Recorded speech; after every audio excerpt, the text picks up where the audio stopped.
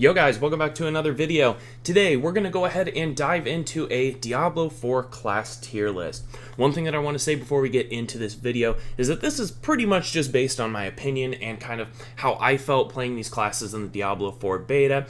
It's also going to be based kind of on what we know so far about each class, but for the most part this is going to be pretty subjective just based on what I'm guessing the end game is going to look like. Just so that everybody is aware, on April 20th there is going to be an announcement from the Diablo 4 team featuring Riker, so make sure to tune into that because they are going to talk about class balance, which apparently is kind of a big focus for them right now leading up to the launch, and so everything that we go over here today could very well change, and that video may be very educational. Let's go ahead and dive into the first class. We're going to go ahead and talk about the Sorcerer. I absolutely think that the Sorcerer is going to be an S tier class. Throughout the course of the beta, a lot of people thought that it was the strongest class, not only because it does massive damage, but it also has a lot of barrier shields, ways to protect itself, great mobility, and all around just seems like a really well-rounded class. Another really nice thing about the Sorcerer is that the teleport ability feels really good in this game.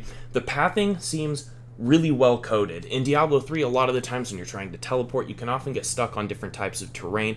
I didn't really notice that happening much in Diablo 4, and on top of that, it looks like if we put all 5 points into teleport as we're leveling up our characters, it's going to have about a 5-second cooldown, which looks pretty crazy for the sake of mobility and just getting around, farming quickly, dodging attacks. Of course, we cannot talk about the Sorcerer without going over the Hydra ability, which is pretty nuts. Really high damage, and it allows the Sorcerer to drop a Hydra and just kind of stand back, run around and do absolutely nothing while the Hydra just kind of cleans up. Really high damage, shoots really quickly. Of course, you have the legendary affix that allows you to get 2 out at a time, and so this really allows you to just kind of dodge damage and continue moving and farm quickly while your Hydras do all your work for you. It's also worth noting that the Sorcerer has a really good resource system. Mana regenerates naturally on its own. You're not required to use any basic skills to build it up or anything like that, so you can kind of just use your skills, do your damage, and then spend the rest of the time either moving forward or dodging attacks. Another thing that is pretty wild about the Sorcerer is the ability to use the enchantment system while in combat. You can actually change out which passive skills you'd like to have right in the middle of a fight, kind of depending on what is best for that situation. I think that this is going to really increase the skill ceiling for this class, and people who really know how to optimize it and quickly change out their passives are going to do phenomenal things with the Sorcerer. I'm not necessarily sure that the Sorcerer is the absolute best at any one thing. I think in mobility it is outclassed by the Rogue. I think in damage it's outclassed by the Necromancer. I think in tankiness, at least later in the game, it'll probably be outclassed by both the Druid and the Barbarian, but all things considered, it seems to me like it is the most well-rounded class and is at least a contender in every category. And the last thing that I want to mention about the Sorcerer, and I am not sure that it is going to make it through to the game, but the Flame Shield passive gives you an extra life. And so Sorcerer is the only class in the game right now that, at least that we know of, that has some kind of extra life when you die. And so the potential for Sorcerer in hardcore seems incredibly high. It kind of seems like the S tier class while everything else is C tier or lower because of that extra life. I really hope that Blizzard does look at this and reconsider it because I really think it's going to skew the numbers in hardcore. Let's go ahead and move into our next class. We're going to talk about the Barbarian. Okay, you can call me crazy, but I'm going to put the Barbarian on S tier. I don't think that at the very start of the game when you have no gear whatsoever that the Barbarian is even a remotely good class. But as time starts to go on and you get these certain legendary affixes, the Barbarian really starts to build in power. The number one reason why I'm putting Barbarian in the S tier is because they can use two-handed weapons. In Diablo 4, the two-handed weapon gets a double bonus from any legendary affix that's applied to it.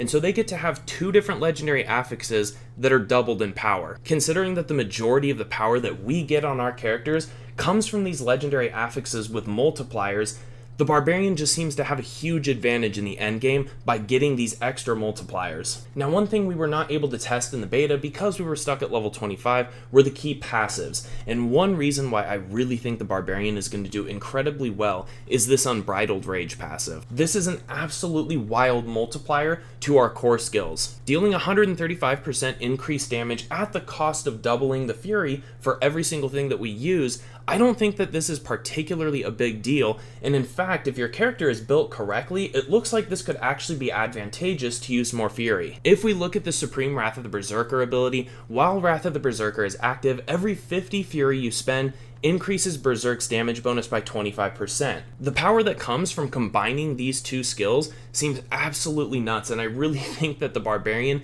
is going to be doing some damage that's out of this world. Now, we will have to see how this plays out because, of course, doubling the Fury cost of everything may create problems for the Barbarian, but I do believe that most builds are going to be able to generate enough Fury for this not to be much of an issue. I suppose that only time will tell for this one, so go ahead and drop a comment down below and let me know if you have any ideas for the Barbarian to keep Fury up while using the Unbridled Rage. The next major pro for the Barbarian would be how mandatory they are for groups because of their shout abilities. The shouts give bigger bonuses to your group than any other class can offer in this game, and so it feels like any competitive group for endgame pushing is going to absolutely need a Barbarian. The Barbarian also seems to be a class that may have the highest potential for doing the most damage with a single attack. While watching content for Diablo IV, I came across a video by Rob where he got a 350k upheaval crit on his Barbarian. I have seen people saying that they have seen higher crit upheavals. However, when it came to level 25 in the beta, 350k was enough to one-shot anything, and it was pretty impressive to see. And I really wonder how that's going to play out when we get to max level and we've got all of our multipliers and our Paragon points. And the final note that I want to make about the Barbarian is the Whirlwind build. Seemed really weak early on. It was actually what I tried to build initially, but then quickly realized that it is pretty reliant on legendary powers. However, if you go on YouTube, look up any Barbarian that's playing Whirlwind with all of the legendary affixes, and they are able to do really good damage while remaining mobile. Being able to move while dealing damage and also being able to go through enemies so that you can't be cornered is a very powerful thing in these action RPG games. With Whirlwind also being a core skill, you're going to gain this 135% increased damage for the entire time that you're using Whirlwind, should you choose to go with Unbridled Rage. And I'm pretty excited to see how that turns out, because the damage that Whirlwind Barbs are already putting out is very high. Okay, let's go ahead and move into the next class, which is going to be on the A tier. For the A tier, I'm going to go ahead and start off with the Necromancer. To quickly cover some of the pros for the Necromancer, I have noticed that in this game it is really easy to generate a lot of corpses. I never really felt starved for corpses, at least when I was out in the open world or in dungeons. That was a little different during boss fights, however. You kind of have to be spec'd in a certain way to generate enough corpses while you're fighting bosses. But on the bright side, there are ways, of course, in your skill tree to generate corpses during these fights. When it comes to just steady DPS and standing in place, just doing as much damage as possible, I did feel as if the Necromancer outclassed everybody else. I never saw them do the highest damage single attack or the fastest attack, but overall damage per second, I do think that they are at the top. And of course, it's also great to be able to stand there and do all of this damage while you're behind an army that creates a wall for you. This can generally keep you really safe as long as you're aware of your positioning, because one of the cons for the Necromancer is their lack of mobility. Should you get cornered, it is generally going to be really hard to get out unless you're using something like Blood Mist. Only time will tell if Blood Mist is actually going to be a skill that Necromancers end up using in the end game. I am almost certain that the legendary affix that works with Blood Mist right now, which causes automatic corpse explosions, will be nerfed. We'll kind of have to see how the nerf changes that to see if Blood Mist is still really going to be viable. But even with the use of Blood Mist, it does not compare to the mobility of other classes. It is even a little hard to categorize Blood Mist as a mobility skill, because it doesn't really speed you up, it just allows you to get out of danger when you're cornered because you can move through enemies. Another nice thing about the Necromancer, at least in the early game, it does not feel like a class that is dependent on having good gear. You should be able to go through most of the campaign, I would assume, in the veteran difficulty without really getting a whole bunch of legendary affixes, just due to the base power of the class. Another couple of downsides that I would like to touch on for the Necromancer is that in certain boss fights, it can seem really difficult to keep up your pet army. We don't have any control over our pets. They kind of just wander and do their thing, kind of similar to how they did in Diablo II. If you played Diablo 3, you would know that we actually were able to tell our pets when to attack. And so we had a lot more control over our army, and it's kind of a bummer that we're not able to easily and quickly pull them out of combat. When you're in a boss fight with poison pools, or anything else that's on the ground that's going to be dealing damage, your pets are often just going to stand in it and absolutely destroy themselves. I'm even more concerned about pets when we move into the higher difficulties, because we haven't seen how they handle stronger enemies and stronger bosses. Although this is purely speculation, I already see them struggling against bosses in the lower difficulty, which does make me a little bit worried about how they'll fare in the higher difficulties when things become even more difficult. But on the bright side, the Necromancer does have the ability to drop all of their pets to take some kind of buff for their character, so at least that's on the table. But at that point, if you're not using an army, I kind of feel like you may just be playing an obsolete Sorcerer. The class may still perform well, but I don't think that you'll be performing on the same level as the Sorcerer unless you've got some kind of army with you. But again, that's just speculation, so we'll kind of have to see how it plays out in the end game. Let's go ahead and move on to the next class. I'm also going to go ahead and put the Rogue on the A tier. This is not in any particular order. I don't necessarily think that Necromancer is better than Rogue, or that Sorcerer is going to be better than Barbarian. I'm just kind of speculating on which tier I think they'll fall into, but I am confident that the Rogue is going to be a strong class. To get right into some of the pros for the Rogue, the first thing, and probably the biggest thing, is their mobility. The 2 charges on dash, which have a pretty relatively short cooldown, as well as the ability to shadow step to enemies while that dash is on cooldown, really allows the Rogue to bounce all over the battlefield and get up and down different types of terrain really quickly. I also think that the Rogue is going to perform really well in groups. Rogues have a lot of CC and can also make enemies vulnerable really easily. Because of this, I do think that they are going to be really demanded in those top tier pushing groups. So the Rogue is also a hybrid between melee and ranged, and so no matter where you're at on the battlefield, assuming you build your character in a hybrid sense, you can always be doing damage and operating from anywhere. I also noticed that there also just seem to be a lot of viable builds for the Rogue. I saw people doing really well with Flurry, Barrage, Twisting Blades, and even Rapid Fire. Personally, I'm not that confident that Rapid Fire is going to hold up really well in the end game because of how forced you are to be stationary, but we'll have to see because the damage on it does seem pretty wild. And of course, we can't talk about the Rogue without going over the imbuements. We've got Shadow, Poison, and Cold. At least in the beta, Shadow imbuement seemed to be the way to go for taking out packs of enemies, while Poison imbuement seemed to be the most reliable against longer fights, such as bosses. Personally, when I was playing the Rogue, I did not really feel like the class had much power until I got to these imbuements, but once I got here, it seemed like everything changed. The Consuming Shadows passive up here is pretty insane. Being able to gain 10 energy each time you kill an enemy with shadow damage has very strong synergy with the Shadow imbuement, which is going to allow you to kill enemies with shadow damage, but they're also going to explode, dealing shadow damage to everything else around it. The Rogue can easily go in, spend all of its energy, dash through a group, kill absolutely everything, and then instantly be back at full resource. Now at the end of the day, I'm not 100% sure how Rogues are going to do when it comes to pushing, but when it comes to speed farming, I am very confident at this point that they may be the best build in the game. So if you're looking for a character where you just want to farm and loot as much as you can, the Rogue may absolutely be a good choice. But of course, because I did put the Rogue on the A tier, I do have some cons for this build.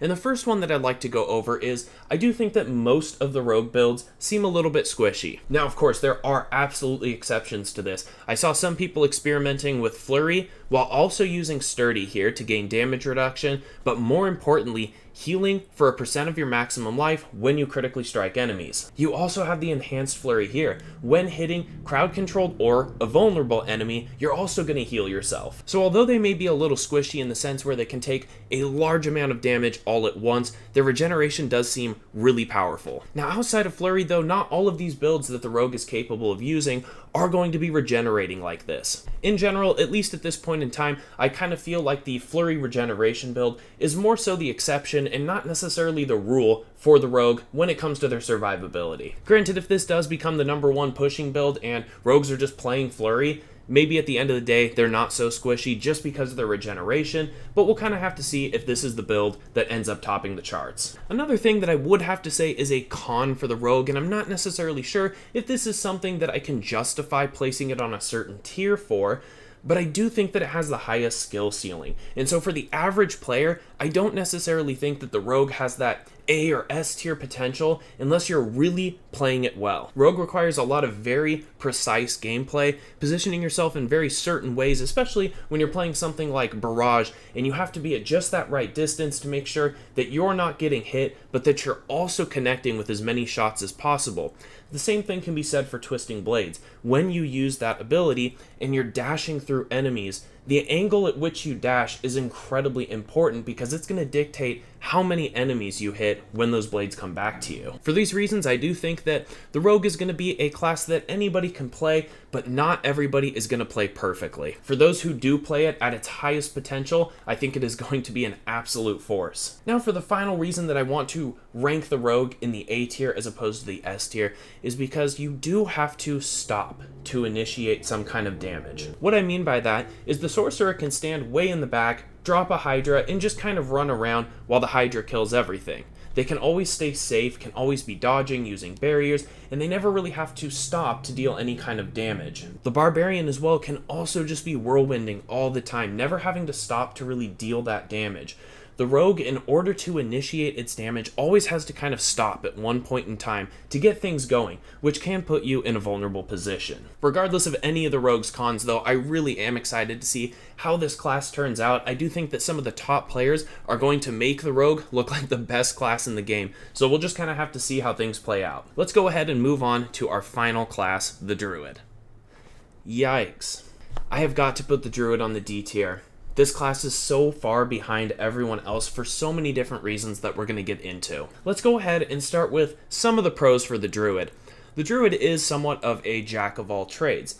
You can play a tanky character by using the Werebear. You can do the Werewolf for like a melee DPS. You can do an elemental caster. You've got pets. So you can kind of do things that are similar to pretty much every other class in the game.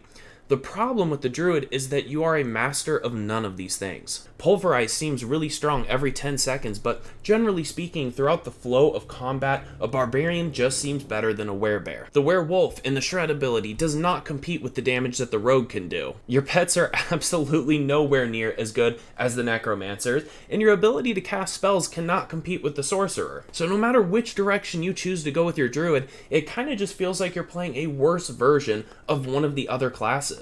It could just be that they're really weak in the early game and very dependent on legendary powers, but I'm not quite convinced, and I'll get into why later because I think that this class has one huge fundamental problem. But before we get into that, I do want to talk about their core skills a little bit.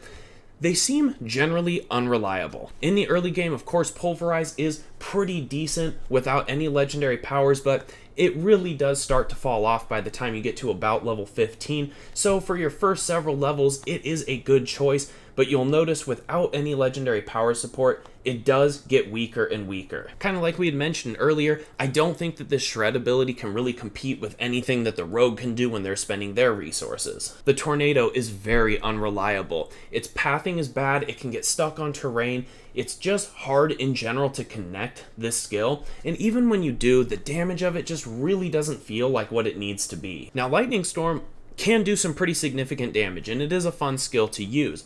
The problem is that you have to be absolutely stationary while you're channeling this. Another downside about the Druid is the mobility just does not seem that good. We've got Trample here, which is decent, but 14 seconds is a pretty long cooldown, especially if we compare that to the Dash of the Rogue with 2 charges, 9-second cooldown, or the Teleport on the Sorcerer. I believe it starts at roughly a 10-second cooldown, but with more skill points can be brought down to about 5. Now, a lot of people said that the Spirit Boons were kind of the problem with the Druid during the beta. We weren't able to get any of these on our character and test them out, while the Sorcerer did have the Enchanting system, and the Necromancer had the Book of the Dead, and so on and so forth. But I don't really think that this is anything that is going to fix the core problem of the Druid. I'll leave a link down below in the description so that you can check each one of these out. The Druid will be able to take up to 5 of these for their character, and it will add a pretty large amount of power.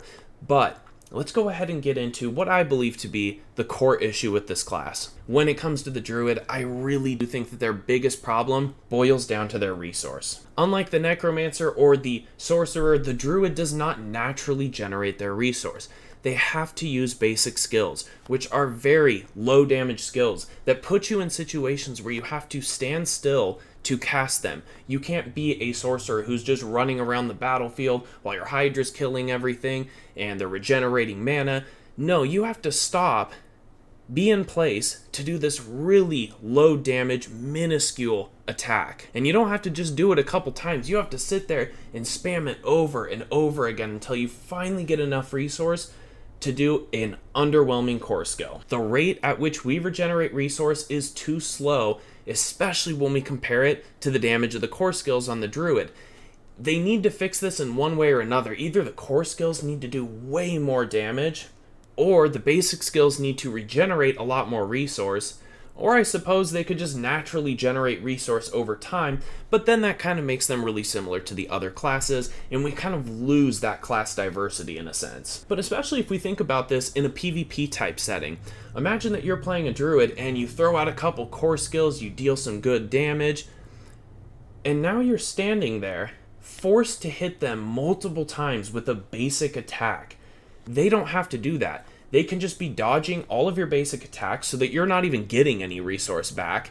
They unload on you, they continue to move and dodge your attacks while they're getting resource and you're just starved for it. Even outside of PvP, where I do think their resource is going to be the biggest problem, it is also a problem in a PvM type setting. At least by level 25, it felt like all of the other classes were making so much more of their builds than the Druid. Most of them were not relying on any basic skills to really do anything or perform, while the Druid was probably spamming basic skills more than anything else. But guys, that just about wraps up my thoughts on the Druid and this tier list. I really hope on April 20th, when Blizzard meets with Riker to do the announcement, that there is a lot of attention on Druid. Go ahead and drop a comment down below. Let me know what your tier list is for these 5 classes, or if you agree or disagree, and let me know why. Always appreciate you guys for watching. Thank you so much. Take care, and I'll catch you on the next one.